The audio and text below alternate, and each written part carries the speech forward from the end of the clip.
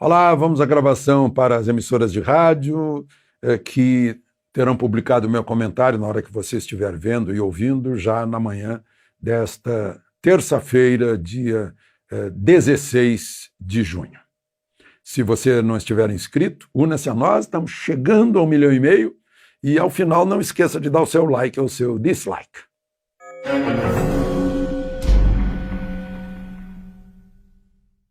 Bom dia! A 13ª Vara de Curitiba, onde trabalhava Sérgio Moro, aceitou a denúncia e são réus Romero Jucá e Waldir Raupp, duas grandes figuras da política brasileira, principalmente do MDB.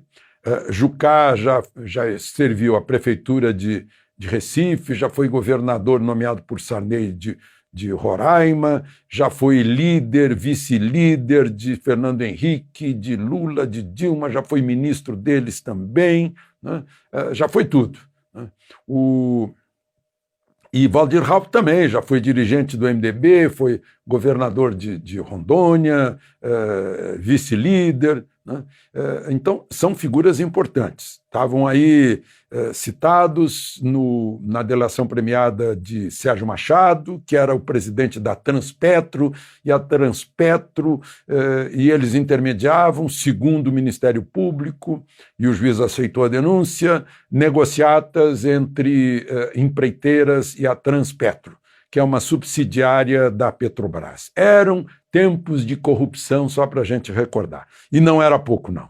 Bilhões, bilhões e bilhões que fizeram falta nesta pandemia aos hospitais, que não estavam preparados. Assim como esse dinheiro certamente fez falta para a educação, né, e para a segurança pública no país. Bom, falei em educação, a gente lembra do ministro da Educação que está sendo rifado.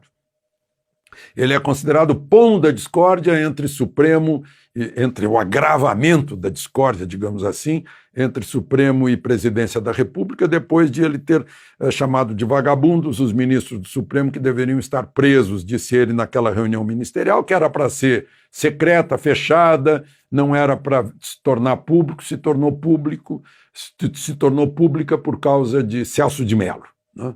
Então, há ministros do Supremo que também são responsáveis pelas rusgas com o Executivo, e isso é muito perigoso, porque pode levar, do nada, só de disque-disque, de fofoca, de egos e de vaidades, a uma crise institucional. O mesmo acontece com Alexandre de Moraes e agora com o ministro Fux, né, que atendeu, como Celso de Mello fez, que atendeu a partidos de oposição, mandando o Bolsonaro entregar o celular, o que não aconteceu, né? Agora o ministro Fux atende a um pedido do PDT que quer saber quem é o poder moderador previsto no artigo 142 da Constituição. Aí provoca também reações, 108 assinaturas no manifesto de militares, principalmente militares da reserva, tenente brigadeiro, general de exército, né?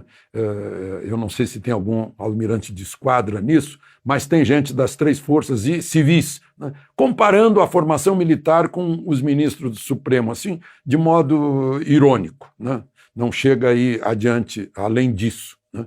E, enquanto isso, foi desfeito um acampamento de apoiadores de Bolsonaro contra o Supremo, depois de um foguetório de sábado à noite sobre o Supremo, que estava vazio, né?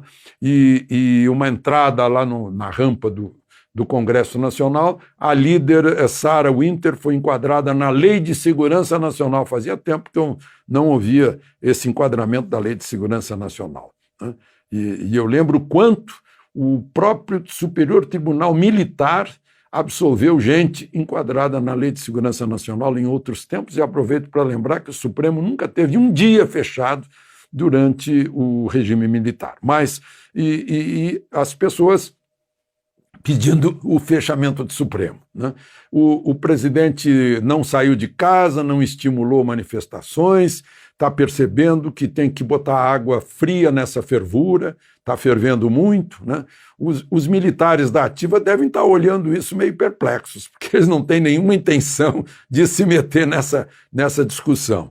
E, por outro lado, está em discussão entre 7 juízes, 3 dos quais são do Supremo, lá na Justiça Eleitoral o pedido de derrotados de cassação da chapa Bolsonaro, né? Eu imagino que em outros tempos, no caso da chapa Temer e Dilma, a acusação era de abuso do poder econômico, o que não pode ser feito hoje, porque um dos candidatos derrotados gastou 60 milhões e o candidato vencedor gastou 2,5 milhões, né? Mas é outro motivo, um motivo assim tão sem graça, né, de interferência de grupos lá num site chamado Mulheres contra Bolsonaro, que virou Mulheres com Bolsonaro. Mas, enfim, e tudo isso se situa no mesmo contexto dessa crise institucional que se inventou, né, na constante tentativa de enfraquecer o governo, como se o país já não estivesse enfraquecido com essa crise sanitária e econômica. De Brasília, Alexandre Garcia.